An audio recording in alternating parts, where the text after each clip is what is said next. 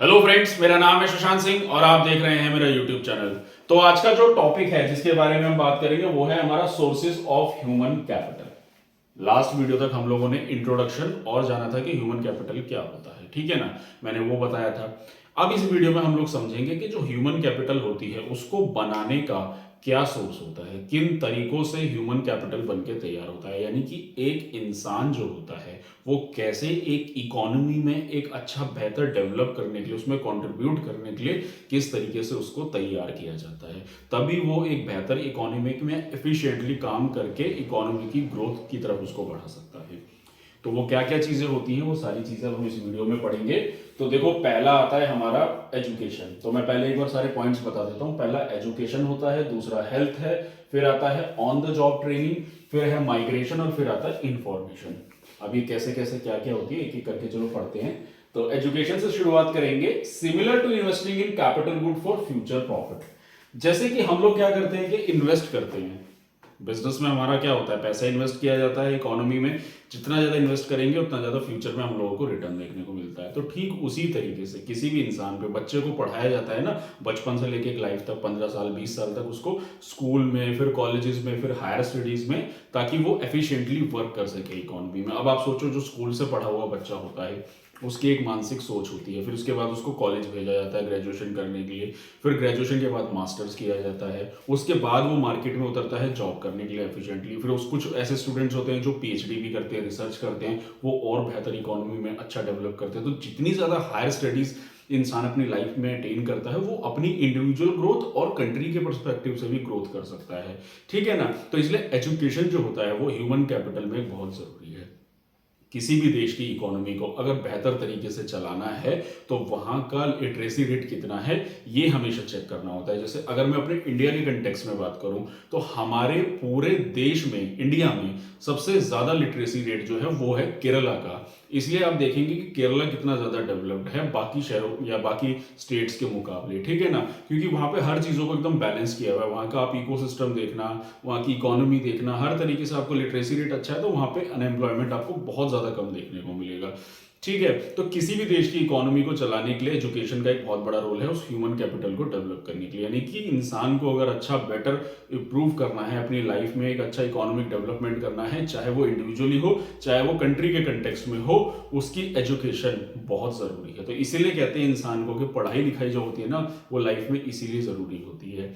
कई बार लोग कह देते हैं कि पढ़ा लिखा जो इंसान होता है कि पैसा कमाने के लिए पढ़ाई की जरूरत नहीं होती है। ये कॉन्टेक्स्ट कई बार आप लोग सुन लेना कई सारे लोगों से। तो उन लोगों को मैं बताना चाहूंगा कि आप अपने फील्ड में कोई भी काम करें, कोई भी पैसा कमाए किसी भी फील्ड में, वहां पे भी आपकी एजुकेशन का एक बहुत मेजर रोल प्ले होता है। आप किसी भी फील्ड में चले जाइए, एजुकेशन के बिना आप अधूरे हैं अपने किसी भी प्रोफाइल में काम करने में, ठीक है ना। तो इसलिए एजुकेशन ह्यूमन रिसोर्स के लिए बहुत ज्यादा जरूरी है, ठीक है। तो पहला होता है हमारा एजुकेशन। दूसरा आता है हमारा health, important for individual and nation development. अब देखो, ह्यूमन रिसोर्स है भाई। अब देखो, कोई भी चीज है, जैसे एक फैक्ट्री है, फैक्ट्री में मशीनरी है, अगर मशीनरी की टाइम टू टाइम आप मेंटेनेंस नहीं करोगे, अगर उसको खराब कर दोगे तो फिर वो क्या होगा, वो प्रोडक्शन करना बंद कर देगी। प्रोडक्शन करना बंद कर देगी तो क्या होगा, जीडीपी में कंट्रीब्यूशन नहीं होगा, ठीक है ना, प्रोडक्शन गिर जाएगी कंट्री की। तो वही चीज होती है कि अगर इंसान जो है, अगर उसका टाइम टू टाइम उसको हेल्थ रूटीन चेकअप प्रॉपर मिलता रहे, उसका हेल्थ अच्छा रहे, तो वो इकोनॉमी में बेहतर परफॉर्म कर सकता है। इसलिए हमेशा कहा जाता है कि इकोनॉमी में लोगों की पॉपुलेशन ज्यादा है वो मैटर नहीं करती, क्योंकि हर इंसान जो इकोनॉमी में कंट्रीब्यूट कर सकता है, पहली चीज। दूसरी चीज ये होती है कि देखो, इंसान अगर कोई भी मौत होती है, किसी भी इंसान की डेथ होती है उम्र से पहले, तो वो किसी भी कंट्री का या इंडिविजुअल लेवल पे एक इकोनॉमिक लॉस है। सोचो ना, एक इंसान है, वो पढ़ा, जिंदगी भर पढ़ाई करी, उस पर पैसा लगाया, और फिर जब कमाने का टाइम आता है या उम्र से पहले उसकी डेथ हो जाती है। कोई इंसान है, सोचो, नौकरी कर रहा है, अच्छी खासी नौकरी कर रहा है, 50 साल की उम्र में या 40 साल की उम्र में उसकी डेथ हो जाती है एक्सीडेंट के थ्रू, तो वो इकोनॉमिक लॉस है, क्योंकि उसने जो कमाना है वो उसकी इनकम बंद हो जाती है, ठीक है। तो वो इंडिविजुअल फैमिली के पॉइंट ऑफ व्यू से भी और कंट्री के पॉइंट ऑफ व्यू से भी फिर वो क्या होता है, इकोनॉमिक लॉस हो जाता है। इसलिए हेल्थ एक बहुत मेजर फैक्टर वेरी करता है ह्यूमन कैपिटल को इंप्रूव करने के लिए, ठीक है ना। इसलिए सरकार के द्वारा हेल्थ फैसिलिटी मिलनी बहुत जरूरी होती है किसी भी देश के ह्यूमन कैपिटल को डेवलप करने के लिए, चाहे फिर वो वैक्सीनेशन हो, मेडिसिन हो, इन सारी चीजों की अवेलेबिलिटी होनी चाहिए। एटलीस्ट जैसे बेटर कहते हैं ना, ड्रिंकिंग सैनिटेशन इसमें दिया हुआ है।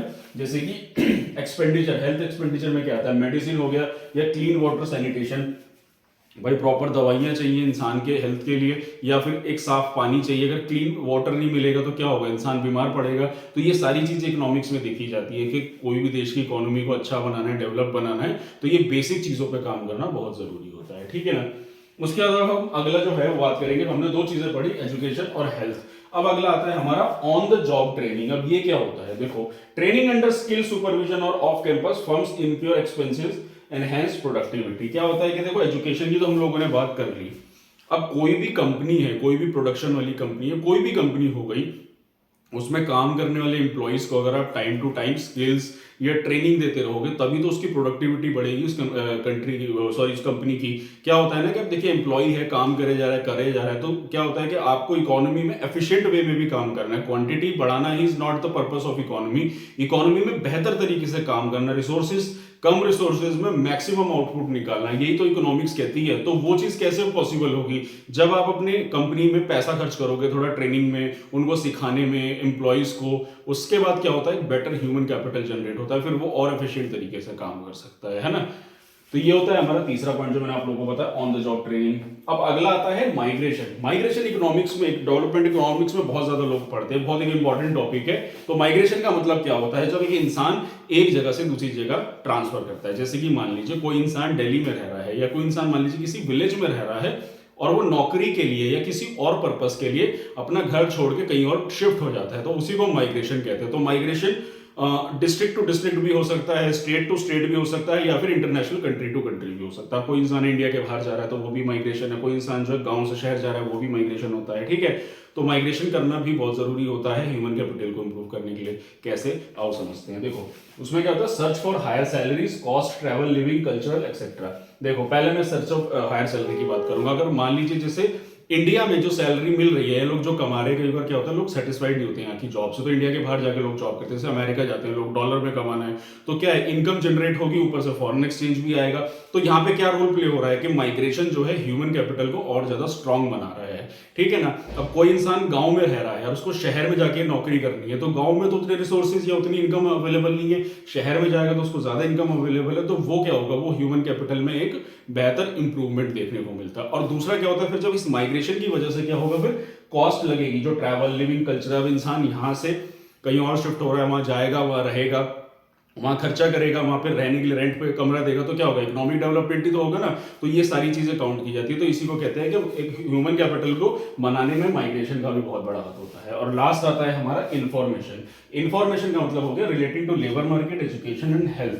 टाइम टू टाइम इंफॉर्मेशन हमेशा सरकार के द्वारा काफी सारी संस्थाओं से कलेक्ट की जाती है, किसके रिगार्डिंग, एजुकेशन, लेबर और हेल्थ जैसी चीजों के बारे में, कि अभी करंट सिनेरियो क्या चल रहा है मार्केट में, लोगों को सैलरी कितनी मिल रही है, क्या वो सेटिस्फैक्टरी सैलरी है, लोगों को हेल्थ चेकअप प्रॉपर मिल रहे नहीं मिल रहे, इन सारी चीजों पे काम करना, उनके रिगार्डिंग इंफॉर्मेशन गैदर करना, ताकि ह्यूमन कैपिटल के लिए आने वाले समय में इन चीजों में इंप्रूवमेंट ला सके।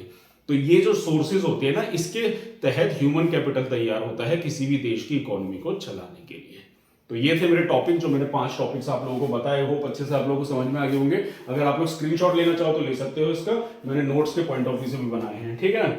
तो ये था मेरा टॉपिक जिसमें मैंने आप लोगों को इसके बारे में बताया। अब हम लोग अपने अगले टॉपिक में आगे बढ़ते हैं। अब हम जानेंगे कि ह्यूमन कैपिटल का इकोनॉमी में किस तरीके से इकोनॉमिक ग्रोथ होता है, कैसे होता है, कनेक्टिविटी कैसे जनरेट होगी। ये तो हम लोगों ने कभी स्मॉल उसमें समझा, लार्ज स्केल पे अब हम अगली वीडियो से समझेंगे, ठीक है ना।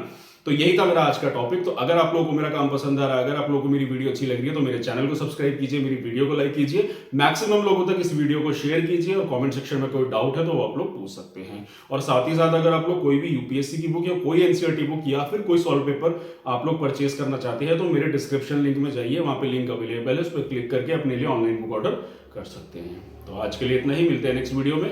Thank you very much.